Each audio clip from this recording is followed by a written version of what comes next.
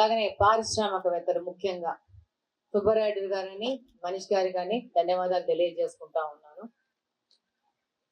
2024వ సంవత్సరము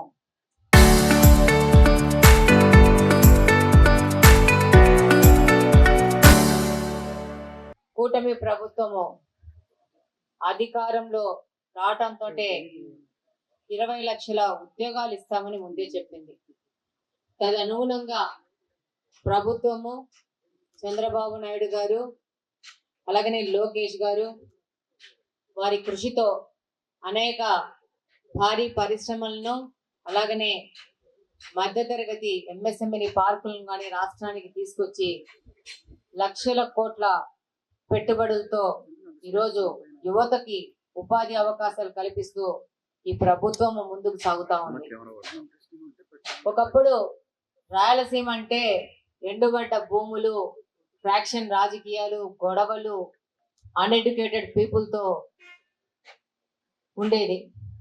కానీ 95లో చంద్రబాబు నాయుడు గారు ముఖ్యమంత్రి అయ్యాక రాయలసీమ ప్రాంత అభివృద్ధి ఈ యొక్క రాయలసీమ ప్రాంతము వెనకబడడానికి కారణమైన ఈ ఫ్యాక్షన్ రాజకీయాల్ని మట్టుబెట్టడానికి ముందు రాయలసీమ ప్రాంతాన్ని ఇరిగేషన్ పరంగా అభివృద్ధి చేసి ఇక్కడి నుంచి ఉత్పాదక పెరిగితే ఆటోమేటిక్ గా ప్రజలు ఈ యొక్క గొడవల నుంచి బయటకు వస్తారు, రాయలసీమ అభివృద్ధికి ముందుకెళ్తారని చెప్పేసి జిఎన్ఎస్ఎస్, హెచ్ఎన్ఎస్ఎస్, టీజీపీ లాంటి ముఖ్యమైన సాగునీటి ప్రాజెక్టులను తీసుకొని వచ్చి పూర్తి చేసి మన రాయలసీమ లాంటి బంగారు భూములను సారవంతమైన భూములు చేస్తూ రాయలసీమ అభివృద్ధికి కృషి చేసిన మొట్టమొదటి వ్యక్తి మన ముఖ్యమంత్రి శ్రీ నారా చంద్రబాబు నాయుడు గారు.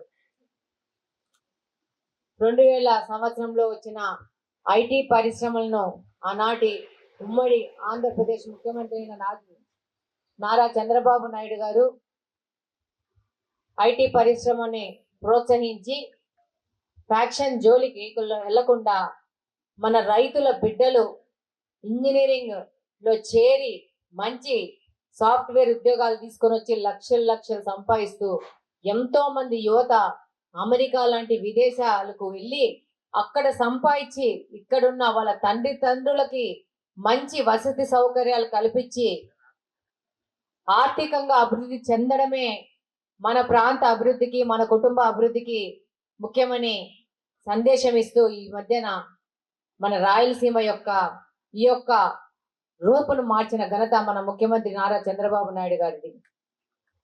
ఇందులో భాగంగానే ఇప్పుడు అధికారంలోకి వచ్చాక పూర్వోదయ పథకంలో భాగంగా 40,000 కోట్ల రూపాయలని రాయలసీమకి ఇంటిగ్రేటెడ్ రాయలసీమగా అభివృద్ధి చేయడానికి, హార్టికల్చర్ హబ్ చేయడానికి ప్రభుత్వం ముందుకు వెళ్తా ఉంది. అందులో భాగంగానే మనకి ఎంఎస్ఎంఈ పార్కులు కొప్పర్తి కానీ ఉత్సాహపరిచి ఈరోజు ప్రజలని ఇండస్ట్రీస్ వైపు తీసుకెళ్తా ఉంది ప్రభుత్వము. అందులో భాగంగానే ఈ మధ్యనే ఒక నెల క్రితము ఫైటర్ జెట్స్ పరిశ్రమని అనంతపురంలోని పుట్టపర్తి ప్రాంతంలోకి మన నారా లోకేష్ గారు 30 నుంచి 45 రోజుల లోపల మొత్తం ప్రాసెస్ పూర్తి చేసుకొని దానికోసం పోటీ పడుతున్న తమిళనాడు కానీ అలాగనే కర్ణాటకను కానీ వెనక్కి తోసి భూమి పూజ కూడా చేసి ముందుకెళ్తున్నారు. ఈ ఇండిజినియస్ ప్రాజెక్ట్ అనేది మన సొంత పరిజ్ఞానంతో, మన సొంత టెక్నాలజీతో 5th జనరేషన్ ఫైటర్ ఫ్లైట్స్ మన ఆంధ్రప్రదేశ్లో మన పక్కన జిల్లా అనంతపురంలో తయారయ్యే విధంగా వచ్చిందంటే 24వ ఎలక్షన్లో ప్రజలు రాష్ట్రం ముఖ్యము, ప్రజల అభివృద్ధి ముఖ్యం అని చెప్పేసి కూటమికి ఓట్లేసి గెలవడం వల్ల ఇది జరుగుతూ ఉంది. రాష్ట్రంలో అన్ని ప్రాంతాల్లో అభివృద్ధి చేసుకుంటూ 175 నియోజకవర్గంలో 175 ఎంఎస్ఎంఈ పార్కులను ఏర్పాటు చేయాలని ప్రభుత్వ లక్ష్యంగా ముందుకెళ్తా ఉంది. అందులో భాగంగానే ఈరోజు 38 ప్రాంతాలలో మన ముఖ్యమంత్రి నారా చంద్రబాబు నాయుడు గారు వర్చువల్ విధానంలో ఈరోజు విజయవాడలో ప్రారంభిస్తున్నారు. ప్రతి ఒక్క నియోజకవర్గంలో కూడా ఇదే రోజు ఎక్కడెక్కడ శాంక్షన్ అయితే 38 నియోజకవర్గాల్లో ఈ యొక్క ప్రారంభాలు కూడా ఈరోజు జరుగుతూ ఉన్నాయి.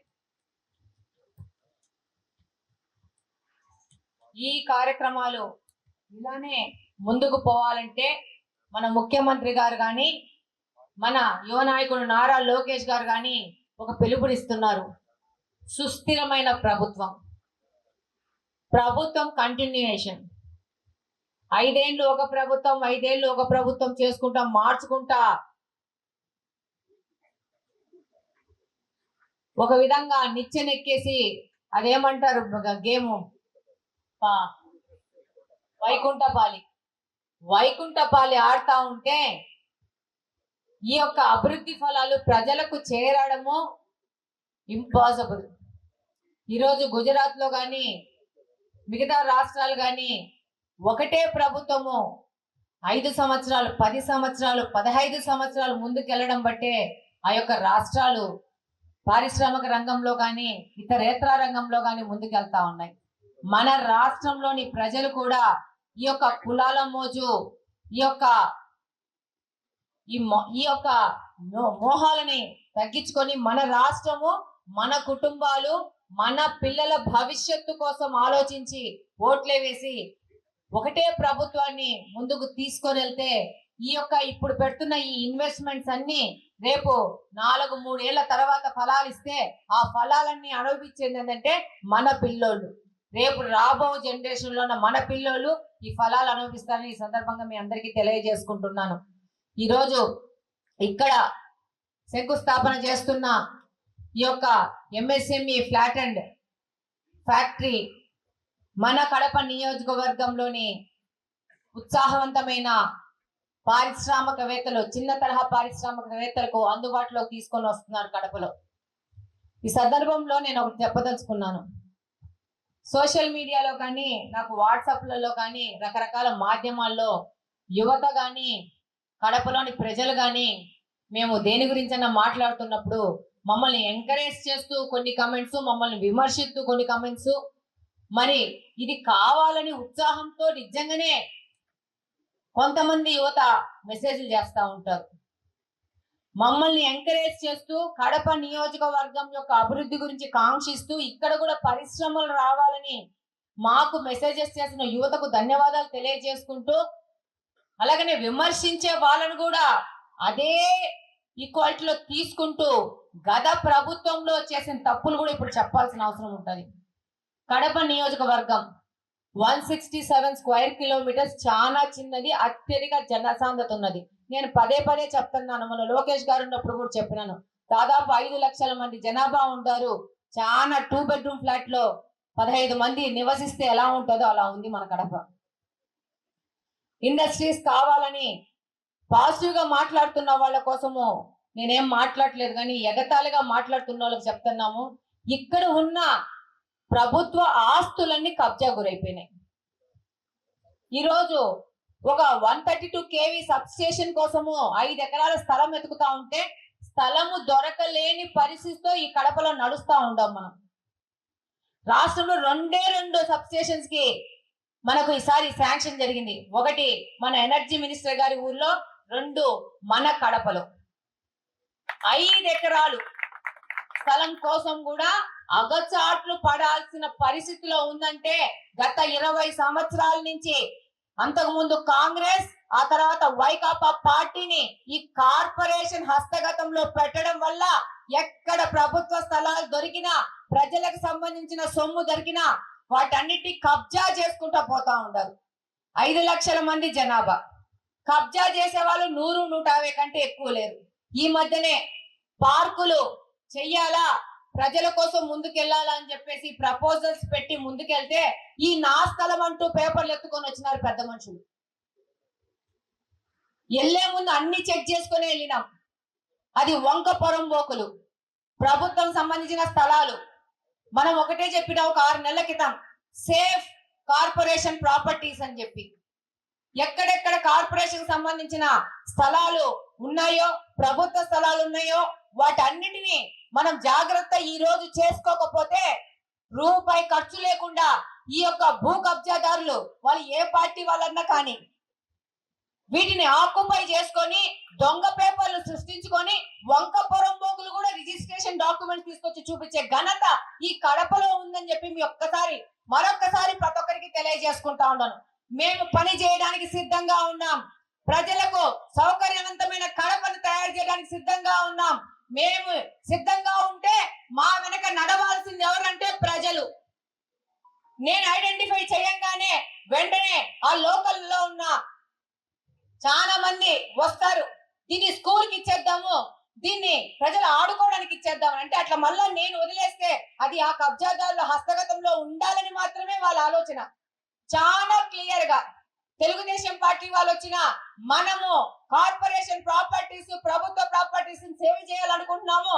వాటికి ఒక బోర్డు ద్వారా వాటిని మనము కాపాడుకోవాల్సిన అవసరం ఉంది. వాటిని అట్లా వేర్లైన్ గా వదిలేస్తే రేపు ఎవరు వాటి మీద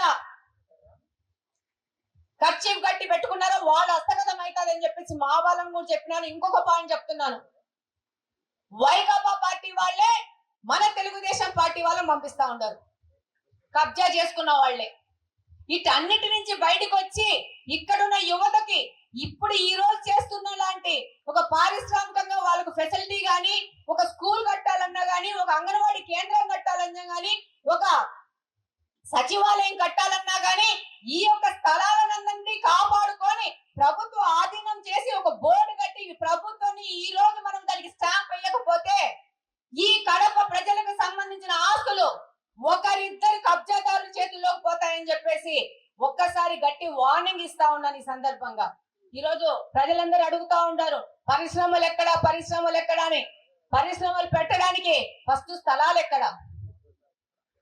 ఆ స్థలాల కొరత వల్లే ఈ రోజు ఒక అపార్ట్మెంట్ స్టైల్లో చిన్న చిన్న వ్యాపారస్తులు, వాళ్ళకు సంబంధించిన చిన్న చిన్న పరిశ్రమలు, ఒక కార్పెంటరు ఒక సోఫాలు తయారు చేసుకుంటే పరిశ్రమ పెట్టాలంటే అతనికి ఒక 1000 అడుగులు కావాలా, 900 అడుగులు కావాలంటే ఇక్కడ వచ్చి పెట్టచ్చు. ఒక పరుపులు తయారు చేసే వ్యక్తి నేను ఇక్కడ పెట్టుకోవాలంటే, మంచాలు చేసే వ్యక్తి ఇక్కడ పెట్టుకోవాలంటే ఇక్కడ పెట్టుకోవచ్చు. వాళ్ళకి రెడీమేడ్ గా ప్లగ్ అండ్ ప్లే మోడల్లో ఈ యొక్క పారిశ్రామిక ఎంఎస్ఎంఈ పార్కులు, ఈ ఇండస్ట్రియల్ పార్కులో వాళ్ళకి రెంట్ కైనా గానీ వాళ్ళు కొనాలనుకుంటే వాళ్ళకు తయారు చేసి ఇమ్మీడియట్ గా కొని వాళ్ళ పరిశ్రమ మొదలు పెట్టే విధంగా ఈ రోజు చేస్తున్నారు మన ముఖ్యమంత్రి గారు. ఎంతో మంది తక్కువ పెట్టుబడితో ఎంటర్‌ప్రెన్యూర్స్ కావాలా అని చెప్పి మహిళలు గాని, యువకులు గాని ముందున్నారు. మేము ఇంకొకరి దగ్గర ఉద్యోగాలు చేయాల్సిన అవసరం లేదు, మా కాళ్ళ మీద మేము నిలబడతాము అని వచ్చేవాళ్ళు. ఇందాక చెప్పారు మనీష్ అన్న, మా సారు శ్రీనివాస్ రెడ్డి గారి ఫ్రెండ్స్, అలాంటి వాళ్ళు ఎంతమంది ఉత్సాహవంతమైన వాళ్ళు ఉన్నారు. అన్న చెప్పినారు, ఇక్కడ నాకు మౌలిక వసతుల కల్పన విషయంలో కావాలి అని చెప్పారు. డెఫినెట్ గా అన్న కలెక్టర్ గారి ఆధ్వర్యంలో చెప్పినారు, డెఫినెట్ గా వాటి మీద ఆలోచించి ముందుకెళ్లడం జరుగుతుంది. అలాగనే సుబ్బరాయుడు అన్న 2014లో ప్రభుత్వం అధికారంలోకి వచ్చినాక అన్న నాకు పరిచయం అయినారు. అన్నతో పాటు, అన్నది మాధవరం సొంతూరు, అన్నతో పాటు నేను మాధవరం వెళ్ళాను. అక్కడ వీవర్స్ చాలా మందిని కలిసినాను. ఎప్పుడు ఇది 14వ సంవత్సరం 15వ సంవత్సరంలో జరిగింది.